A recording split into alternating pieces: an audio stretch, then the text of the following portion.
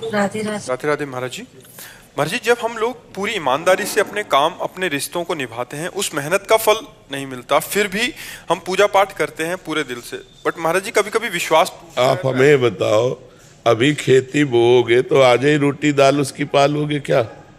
किसका प्रश्न है? अभी खेती बोओगे, गेहूं बोओगे तो आज ही रोटी बना लोगे क्या उसकी?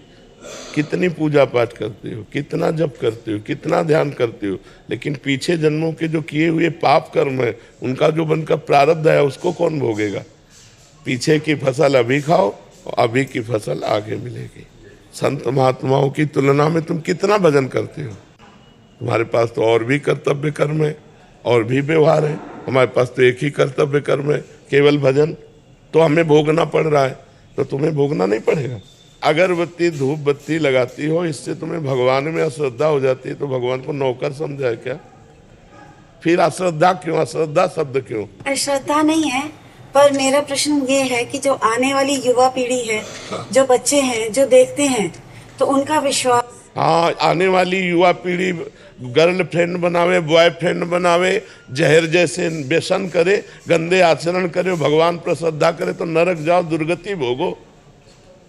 अगरबत्ती लगाने से हमारा प्रारब्ध बदल जाएगा? इतनी बड़ी तपस्या है, पाप किए हो तूफान जैसा, पहाड़ जैसा, और अगरबत्ती के धुआं से पहाड़ उड़ाना चाहती, उड़ जाएगा क्या?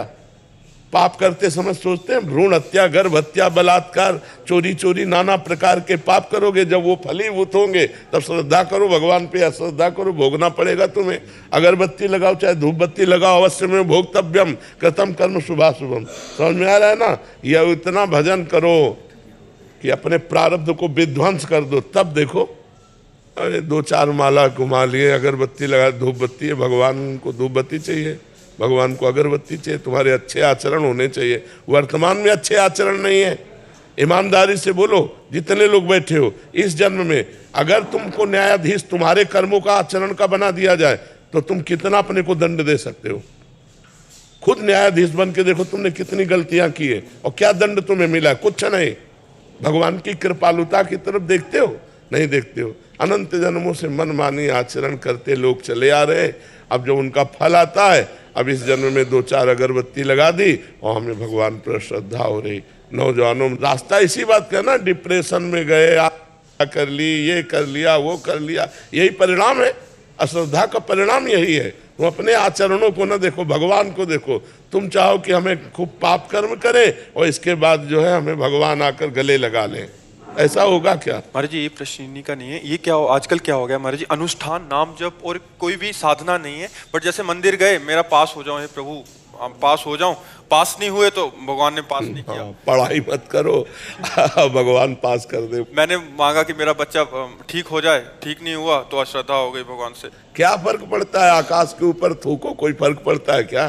तुम्हारे मुंह पे छिट्टियां पड़ेगी आके, भगवान आकाश के समान महान है, उनको क्या फर्क पड़ता? उन्होंने देखो, उन्होंने आपको खेती दे दी, आपको बीज दे दिया, अब आप जो बोओगे वो आपको काटना होगा। आपने पसंद किया बम्बूल, तो बम्बूल जगेगा उसमें बोया जो आपने। दाक्षुआरा बोओगे तो दाक्षुआरा बोते हो, बम्बूल चाहते हो दाक्षुआरा, ये कैसे मिलेगा? विचार करके देखो। करते हो गंदे आचरण, चाहते हो उत्तम फल। हर कार्य की सफलता उत्तम आचरण से होती है, ध्यान रखना। अगर आपका पूर्व प्रारब्ध बिगड़ा हुआ है, इस समय उत्तम आचरण करने पर भी आपकी हार होगी, क्योंकि वो पूर्व का पाप आपको परास्त करेगा। अगर पूर्व का पुण्य साथ दे रहा है तो इस समय गंदा आचरण करने पर भी आपकी विजय होगी, क्योंकि गंदा आचरण वर्तमान में दंड नहीं देगा, ये आगे चलकर आपको दंड देगा। अच्छा आचरण आपको वर्तमान में सुख नहीं देगा, ये आगे चलकर सुख देगा। वर्तमान में आपका प्रारब्ध आपको दुख सुख देगा। मनुष्य जन्म दुख सुख भोगते हुए अच्छा कर्म करने के लिए मिला है। हमें यहाँ भगवान से किसी भी तरह की श्रद्धा और अश्रद्धा का विषय नहीं लाना चाहिए। हाँ, श्रद्धा का विषय यह है कि ऐसी परिस्थितियों में भी भगवान हम टूटे नहीं, हम आपके कृपा बल से इन दुख सुख को सहते हुए सही आचरण से चले। जैसे पांडवों का राज्य छिन गया, यहाँ तक कि पत्नी भी दांव में लग गई, लेकिन वो धर्म से च्युत नहीं हुए। 12 वर्ष का वनवास, 1 वर्ष का अज्ञातवास, लेकिन धर्म से च्युत नहीं हुए। ये भगवान की कृपा। उन्होंने कभी भगवान को नहीं कोसा। हम लोगों की क्या आराधना है, बेमतलब भगवान पर श्रद्धा श्रद्धा की बातें करते रहते हैं। भगवान क्या है, महान है, वो एक महान पावर है। आप अब देखो, बिजली को गाली दो, कनेक्शन सही हो ना, आपके बोर्ड में बिजली आ रही है, आपने 2 तार ऐसे लगाए और वो कनेक्शन सही नहीं हुआ, अब ऑन ऑफ करते रहो, बल्ब सही है, तार भी सही है, प्लग भी सही है, बोर्ड में बिजली है, लेकिन वो ऑन नहीं होगी, जलेगी नहीं। क्यों? कनेक्शन सही नहीं। वो पावर है, परमात्मा पावर है, उससे सही कनेक्शन करो, सही आचरणों के द्वारा, पवित्र भोजन, पवित्र आचरण, पवित्र विचार, पवित्र नाम जप करते हुए, तो देखो आपके अंदर पावर आ जाएगा। बड़े से बड़े दुख को मुस्कुरा कर सहोगे और जय बोलोगे, अश्रद्धा नहीं होगी, जय बोलोगे। देखो ठाकुर हरिदास जी चैतन्य महाप्रभु के परिकर में हरे कृष्ण 3 लाख नाम जप करते हैं। यवन बादशाह को काजियों ने भर दिया तो उनको बंदी बना लिया गया और कहा गया कि आप यवन कुल में जन्मे हो, तो उनको सजा दी गई 22 बाजारों में कोड़े मार मार करके उनको मृत्यु दंड। कोड़ा जब लगता तो कहते हरि बोल, जय हो प्रभु आपकी। यह भक्ति, यह भक्ति। हरे कृष्ण बोल रहे हैं, भगवान का नाम जब, ये कोई अपराध है? और दंड उसका क्या है? 22 बाजारों में मार कोड़े मृत्यु दंड। लेकिन हरि बोल, जब जल्लाद कहते हरि बोल कहता है तो मुस्कुरा देते, तूने भी हरि बोल कहा ना, तेरा भी कल्याण हो जाएगा। जो वास्तविक भगवान के पावर से जुड़ गए हैं, देखो ये है पावर। प्रहलाद जी को आग में रखा जा रहा है, जय श्री हरि। यहाँ हमारी क्या है, हमारी छोटी सी बात नहीं बनी, हमारे कर्म के अनुसार तो हम भगवान पर श्रद्धा कर ले। ये नौजवानों की आज जो बुद्धि बिगड़ रही ना, ये अश्रद्धा के कारण ही तो बिगड़ रही। अगर वो श्रद्धा करके माता पिता के चरण छूते, श्रद्धा करके अध्यात्म को स्वीकार करते, तो ना तो व्यभिचार में जाते, ना व्यसन में जाते, अपनी पढ़ाई को पढ़ते, अपने कर्तव्य को पूरा करते, अच्छे नंबर लाते। भाई अपने चैप्टर में बुद्धि तभी लगेगी जब हमारी बुद्धि शुद्ध होगी, एकाग्र होगी। अब व्यभिचारी की बुद्धि शुद्ध होगी क्या? अपवित्र बुद्धि। व्यभिचारी की बुद्धि एकाग्र होगी क्या? नहीं, चंचल बुद्धि। व्यभिचारी की बुद्धि व्यसन रहित होगी क्या? नहीं, नशेबाज। तो नशेबाज, व्यभिचारी और चंचल बुद्धि वाला किसी भी चैप्टर को कंठस्थ नहीं कर सकता, किसी भी विषय में सफल नहीं हो सकता। ये लोग कैसी बातें करते हैं, भगवान पर श्रद्धा नहीं, ऐसे नहीं चला जाता। ब्रह्मचर्य से रहो, पवित्र आचरण करो, पवित्र भोजन करो, एकाग्रता पूर्वक पढ़ाई पढ़ो, हर विषय में पास हो जाओगे, हर विषय में पास हो जाओगे। तुम्हारे ग्रंथ तो इतने, हमारे ग्रंथ तो इतने मोटे मोटे हैं, और सूक्ष्म विषय है, तुम्हारा तो स्थूल विषय है। यही राष्ट्र का विषय होगा, विश्व का विषय होगा, हमारा विश्वात्मा का विषय है, विश्व से अलग विषय है। ये विश्व में जो दिखाई दे रहा उससे अलग विषय है, हमारा सूक्ष्म विषय है, उसको पढ़ना है। अब ब्रह्मचर्य नहीं रहोगे तो बुद्धि शुद्ध नहीं रहेगी। आहार गलत करोगे, बुद्धि से। अब आजकल के नए बच्चे वो क्या कहते हैं, वो जो सेमई जैसा होता है, हाँ लूडन, ये हार रह गए हैं, नहीं रह गए। 1 किलो मठा और 4 रोटी और उसमें हरी धनिया का नमक मिला खाओ, दंड बैठक मारे तो समझ में आवे नहीं। अब इतनी सी चाय पी लिए और ये चाउमीन खा करके गुजारा कर रहे और अपने को स्वस्थ रखना चाहते हो। अरे नहीं, 100-200 ग्राम घी जाए, पचे शरीर में, 1-2 लीटर शुद्ध दूध जाए, दंड बैठक मारो, 2-4 किलोमीटर दौड़ो, पवित्र आचरण करो। अभी देखो नौजवानों की बुद्धि तेज सब बढ़ जाए।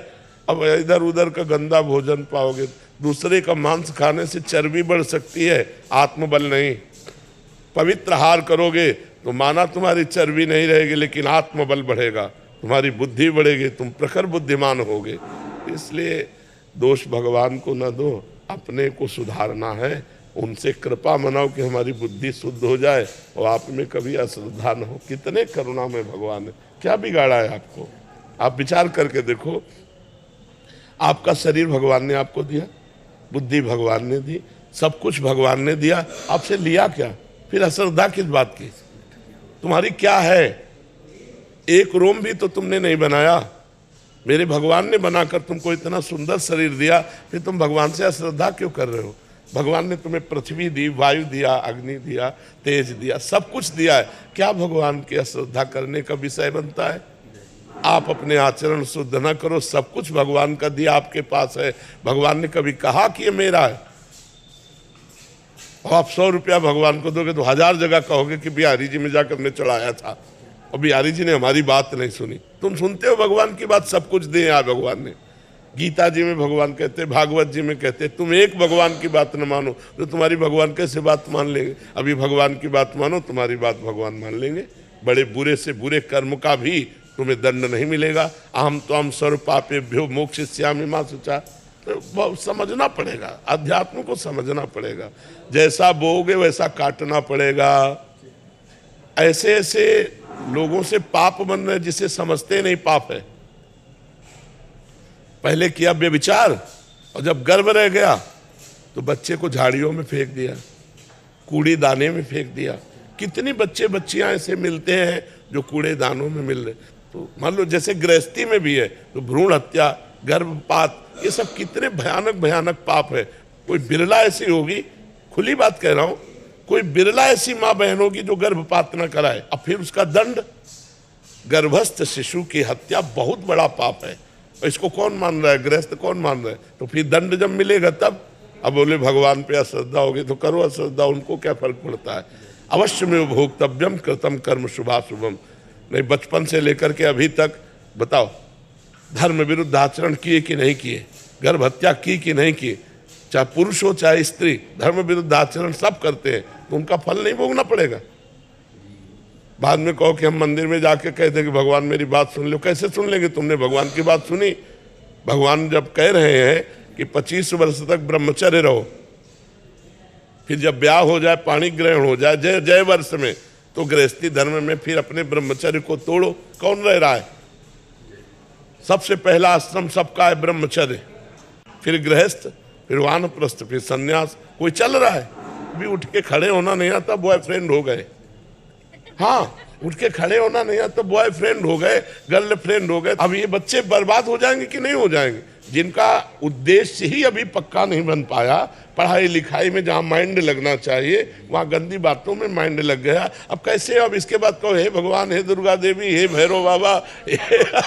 तो अब इसमें कोई सुनने वाला नहीं। तुमने सुना नहीं तो फिर वो तुम्हारी नहीं सुनेंगे। 1 किलो लड्डू भी चढ़ाएंगे, वो भी गए। तो अनंत ब्रह्मांडों को भगवान भोजन दे रहे, पशु पक्षी सबको भगवान दे रहे। यार तुम उनको 1-2 किलो लड्डू से फुसलाना चाहते?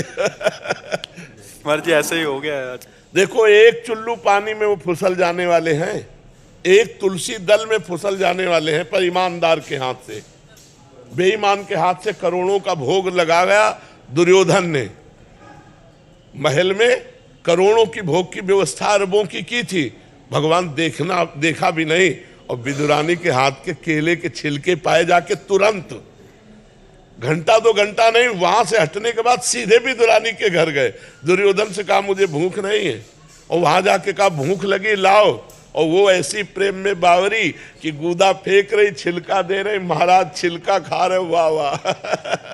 देखो, ये अखिल कोटि ब्रह्मांडों का मालिक है, अरबों का भोग व्यवस्था किए दुर्योधन, भगवान ने देखा भी नहीं। और विदुरानी के हाथ के छिलके पा रहे हैं। कैसे? वो तो चुल्लू भर जल में रीझ जाने। पत्रम पुष्पम फलम तोयम ये में भक्ता प्रेक्षति। भगवान को यार वैभव चाहिए, सारा वैभव तो उन्हीं का है। सोने की खान, चांदी की खान, सब पृथ्वी में उन्हीं का है। उनको 100-200 ग्राम सोना या 100-200 ग्राम लड्डू पेड़ा इससे रिझाया जा सकता है क्या? वो हमारे पिता, हमारे स्वामी, हमारे मालिक हैं, उनको हम क्या रिझा सकते हैं? हम तो अधिकार पूर्वक कह सकते हैं कि आपको ये काम बनाना होगा। कब?